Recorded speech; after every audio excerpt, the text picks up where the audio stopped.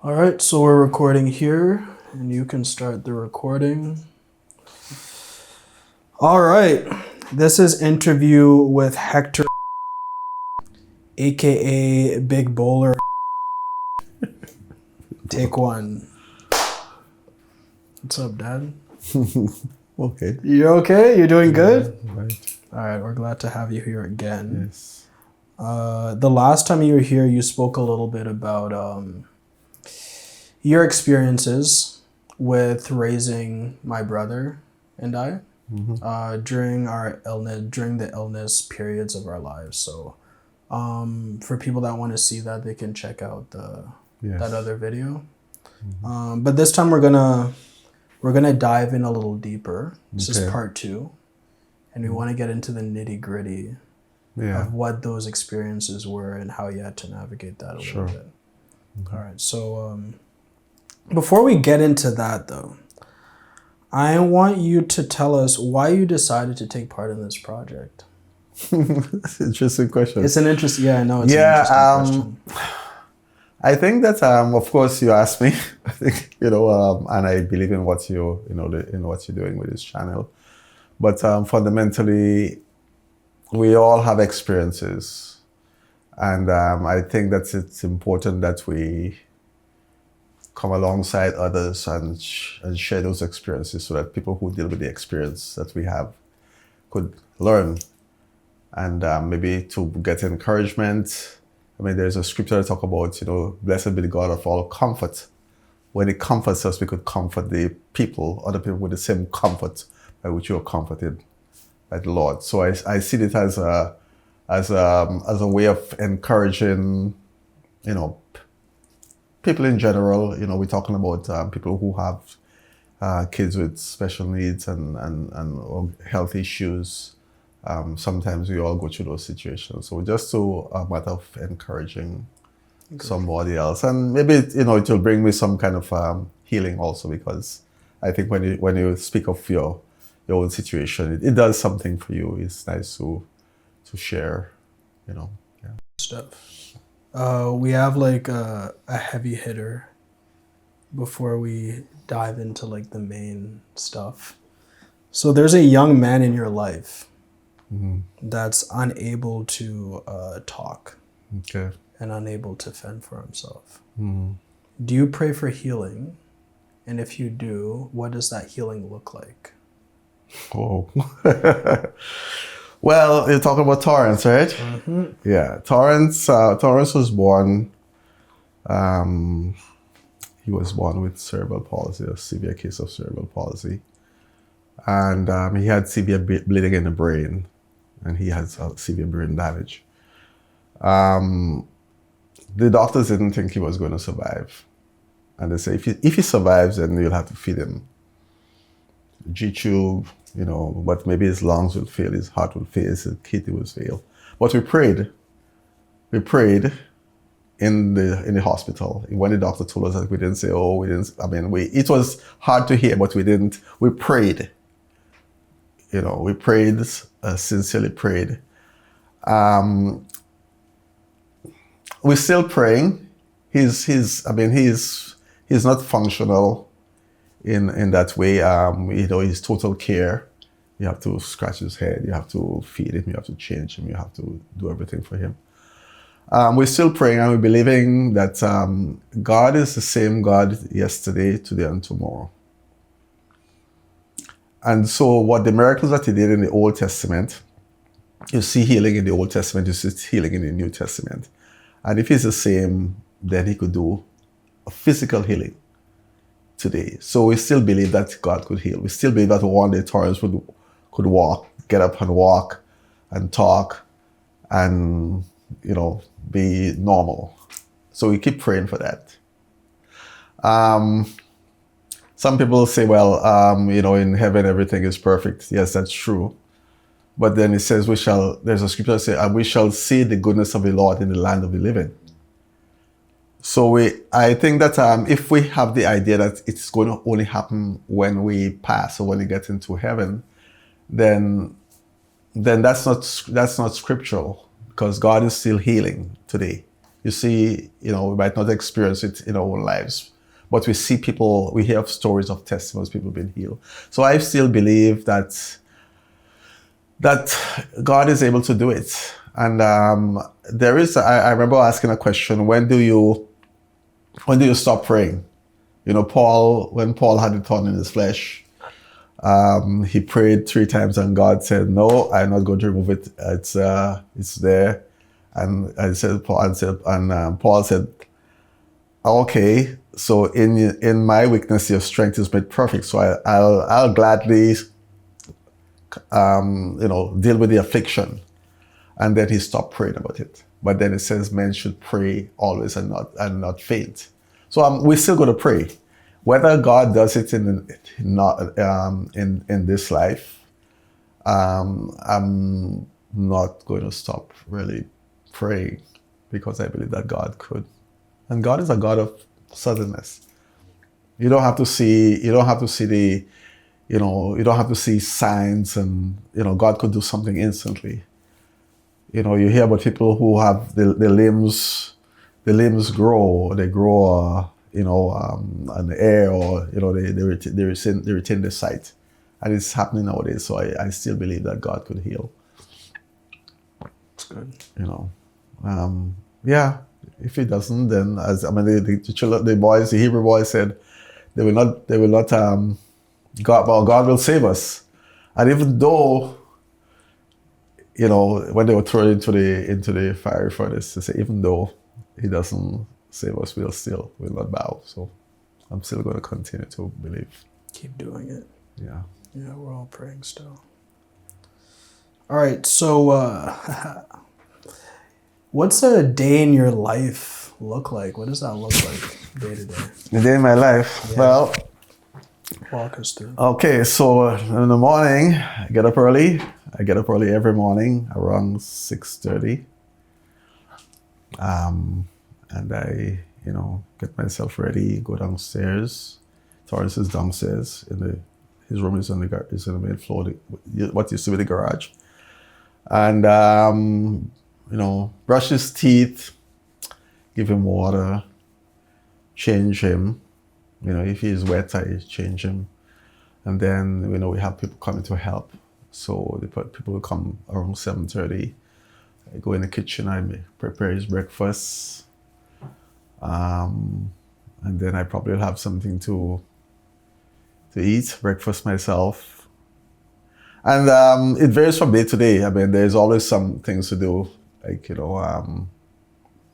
we have to prepare his, we prepare his meals, prepare big pots of, but like, for example, we have, a couple of days ago, we had about 10 pounds of carrots, 15 pounds of sweet potato, 2 pounds of fish, a bag of spinach.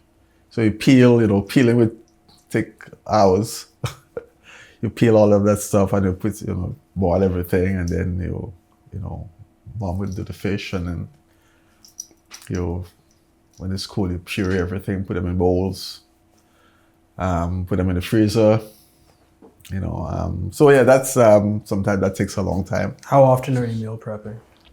Well, we do food. If we do, like, we have like this, that one is what we call it, the fish casserole. Then there's a butternut squash meal. Then there is a couscous and pea sauce. And then there is a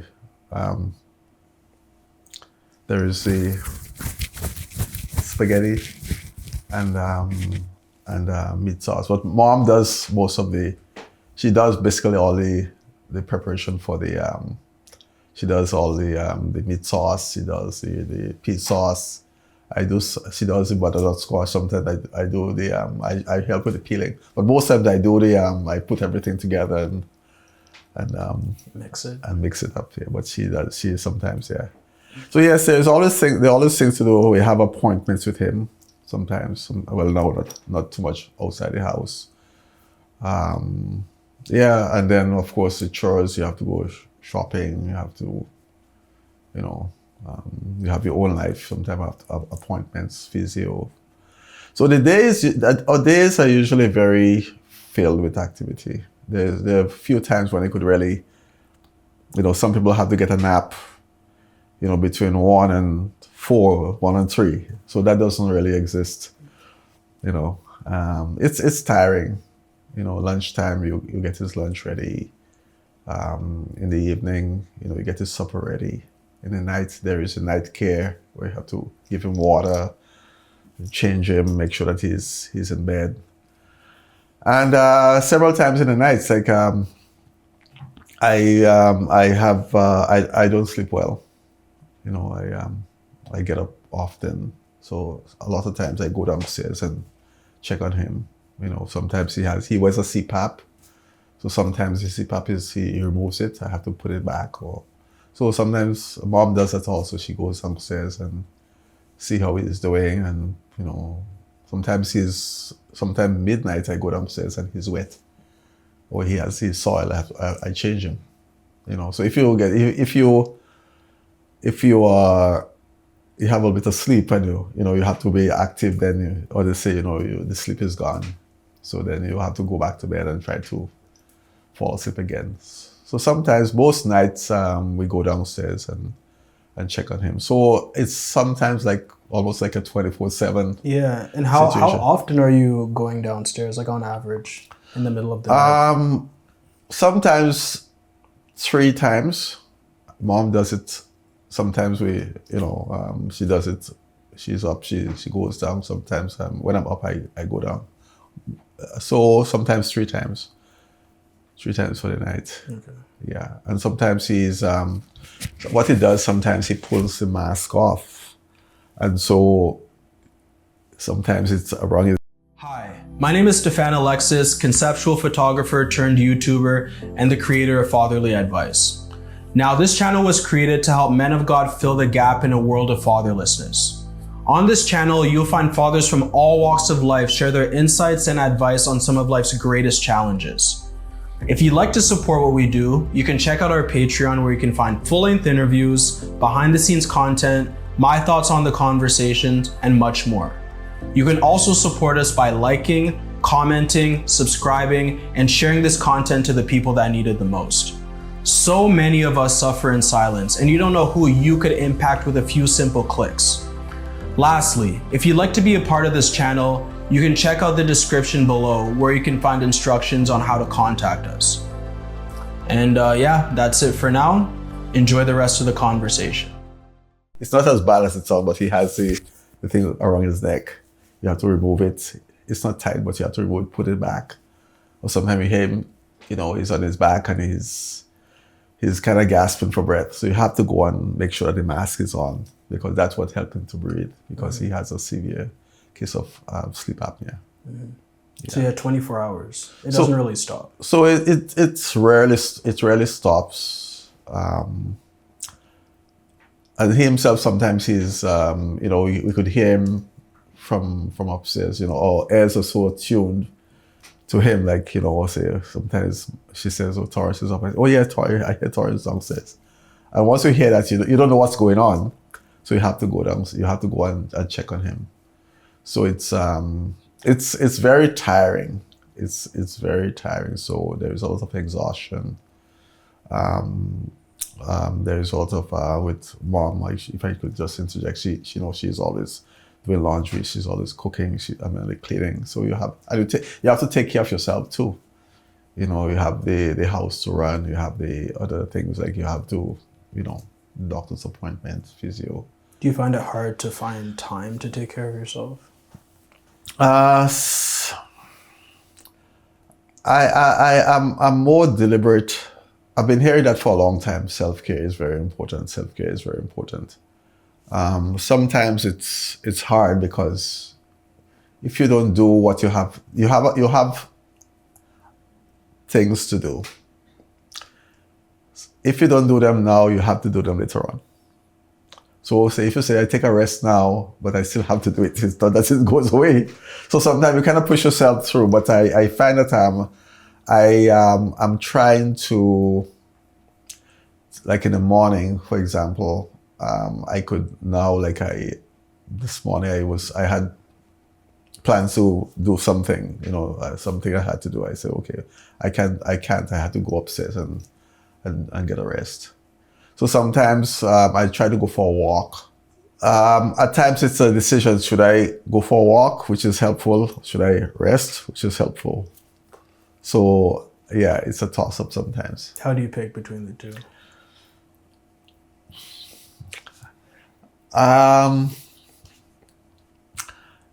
Like this today, I was really tired. I just couldn't manage. I was really tired today. More tired than normal. I don't know what happened. I was very, very tired. But sometimes I just kind of push myself and say, well, I need to go for a walk. Yeah, it's just that it's a decision, not based on how I feel, because sometimes when I want to go for a walk, I don't feel like going for a walk because I'm tired. I want to go lie down. But I say it's good for me. And so sometimes I go for a walk, and then it's really good. I feel a little bit energized, and so yeah, just based on like a cost benefit thing. What's going to benefit. Yeah. Mm-hmm. What challenges did you face in the earlier stages when you were raising kids with these health conditions? Well, okay, from the onset, it was emotionally difficult. Because, for example, when you started getting sick, we didn't know what was going on, and the doctors didn't even know, and so it was very challenging. For a parent to see a child dealing with health issues, and you feel helpless in the situation. It was very challenging. And Torrance. When it came and they said that, we realized that he had brain damage, and, they gave us, well, he wouldn't, the possibility of him living is low, and, that was what it said to us. I mean, it devastates you. So you have to deal with the emotion of that, the disappointment, just a sense of loss. Because every parent wants to have a healthy child. I remember my mom asked me, "Well, what is he doing now, Torrance? What is he doing now? I mean, you grew, and you I think you didn't even walk. You started running. At 9 months, you started running. I was ready. Yeah. But with Torrance, like he wouldn't sit up. He wouldn't crawl. He wasn't doing the thing. My mom would say, because I would talk to her back home. I said, what is he doing now? And I had to tell her, well, and I could hear the disappointment, like the grandchild, if not so grandchild. She was she didn't say anything to me, but I could hear that she was disappointed, and maybe also feeling for how I was feeling, trying to figure out, well, how is my son dealing with that, knowing that his child is not doing well. So that was the emotional part of it, and of course, the back and forth, the doctors and the different specialists and everything else. That takes a toll on you physically and mentally also. And sometimes people didn't really understand, like I think sometimes, like the physicians, the people in the professionals, I guess they have a job to do there. Like this guy was telling us about Torrance, and he was, sometimes if you're telling somebody something that is not pleasant, you'll try to be tactful. Yeah. You'll try to be understanding, try to be sensitive. Like he was just, this is, he's going to die. He's not going to walk. His lung is going to fail, and then he took the X-ray and said, "This, you see this here," and he was cold, like, I don't know, cold like what? Ice. Very cold as ice. He was cold. Yeah. And I remember Mom and I in the hospital there, and I said, "Whoa, like no sensitivity, like they don't. Even though you're still talking to a human being." Mm-hmm. And you find some professionals were not tactful, they were not sensitive, they didn't seem to care. Yeah, it happened when you were in hospital too. Like they didn't seem to. They didn't try to. Not everybody, I should say, but some people were very cold in the way they deliver the message, the way they dealt with you as a patient. So those are also challenges, and then the system, you know. Yeah, tell us about the system, navigating the system with a child with special needs. Yeah. So you have to